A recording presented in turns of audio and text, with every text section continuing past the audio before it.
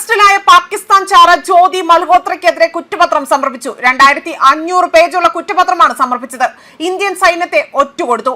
YouTuber ജ്യോതി മൽഹോത്രയ്ക്കെതിരെ ഒരിക്കലും അഴിക്കാനാകാത്ത പൂട്ടി special investigation team കുറ്റപത്രം സമർപ്പിച്ചിരിക്കുകയാണ്. പാക് ഇന്റലിജൻസുമായി ബന്ധമുണ്ടെന്ന് കുറ്റപത്രത്തിൽ പറയുന്നു.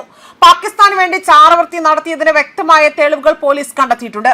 ട്രാവൽ വിത്ത് ജോ എന്ന പേരിൽ യൂട്യൂബർ ട്രാവൽ അക്കൗണ്ട് നടത്തിയിരുന്ന ജ്യോതി മൽഹോത്ര അഥവാ ജ്യോതി റാണി മെയ് മാസത്തിൽ ഹരിയാനയിലെ ഹിസാറിൽ നിന്ന് അറസ്റ്റിലാവുകയും ചെയ്തു. പാകിസ്ഥാൻ ഹൈക്കമ്മീഷണർ ഡാനിഷ് എന്ന ഇഹ്സാൻ റഹീമുമായി തന്നെ ഇവർ ബന്ധപ്പെട്ടിരുന്നുവെന്നും കുറഞ്ഞത് 2 തവണയെങ്കിലും പാകിസ്ഥാനിൽ ഇവർ പോയിരുന്നു.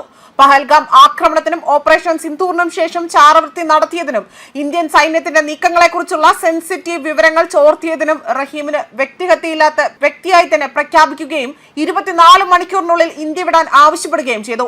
മൽഹോത്ര വളരെ കാലമായി ചാരവൃത്തി നടത്തിയിരുന്നതായി ഹിസാർ പോലീസ് വ്യക്തമാക്കി. റഹീമുമായുള്ള അവരുടെ ബന്ധത്തെക്കുറിച്ച് കുറ്റപത്രത്തിൽ പരാമർശിക്കുന്നുണ്ട് എന്നും അതുപോലെ തന്നെ ISI ഏജന്റുമാരായ ഷാക്കിർ, ഹസൻ അലി, നസീർ ദില്ലാർ എന്നിവരുമായും അവർ ബന്ധപ്പെട്ടിരുന്നുവെന്നും വൃത്തങ്ങൾ സൂചിപ്പിക്കുന്നു. ഹിസാർ കേന്ദ്രീകരിച്ചുകൊണ്ട് തന്നെ പ്രവർത്തിക്കുന്ന വനിതാ ട്രാവൽ വ്ളോഗറായിരുന്നു ജ്യോതി മൽഹോത്ര.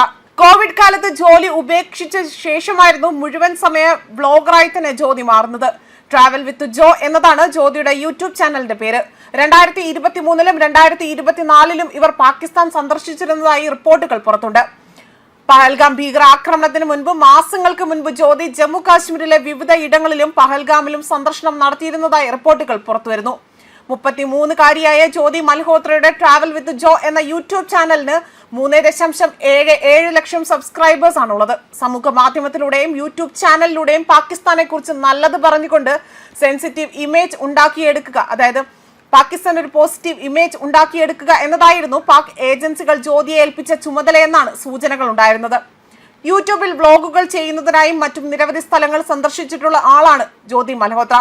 യാത്രകളുടെ ഭാഗമായി ജ്യോതി കേരളത്തിലും എത്തിയിരുന്നു. തിരുവനന്തപുരം, ആലപ്പുഴ, ഇടുക്കി, കോഴിക്കോട്, കൊച്ചി എന്നിങ്ങനെ തന്നെ കേരളത്തിലെ പല ഭാഗങ്ങളിൽ ഇവർ നടത്തി യാത്ര ചെയ്തതിന്റെ വീഡിയോകൾ ഇവർ യൂട്യൂബിൽ പങ്കുവച്ചിരുന്നു. നിലവിൽ പോലീസ് കസ്റ്റഡിയിലുള്ള ജ്യോതിയെക്കുറിച്ചാണ് ഇപ്പോൾ കുറ്റപത്രം സമർപ്പിച്ചിരിക്കുന്നത്. ഹരിയാനയിലും പഞ്ചാബിലും വ്യാപിച്ചിരിക്കുന്ന ചാര ശൃംഖലയുടെ ഭാഗമാണ് ജ്യോതി മൽഹോത്ര എന്ന് പോലീസ് വ്യക്തമാക്കിയിരുന്നു. ഹരിയാന, പഞ്ചാബ് എന്നിവിടങ്ങളിൽ നിന്നായി തന്നെ അറസ്റ്റിലായ ചാര ശൃംഖലയിലെ അംഗങ്ങളുമായും ജ്യോതിക്ക് ബന്ധമുണ്ടായിരുന്ന വിവരങ്ങൾ പുറത്തു വന്നിരുന്നു. ഓപ്പറേഷൻ സിന്ദൂർ നടന്ന മെയ് 7-ാം തീയതിയാണ് ജ്യോതി പോലീസിന് ചോദ്യം ചെയ്തതിനായി വിളിപ്പിക്കുന്നത്. വിശദമായ ചോദ്യം ചെയ്യലിന് ശേഷം കഴിഞ്ഞ മാസമായിരുന്നു ഇവരുടെ അറസ്റ്റ് രേഖപ്പെടുത്തിയത്.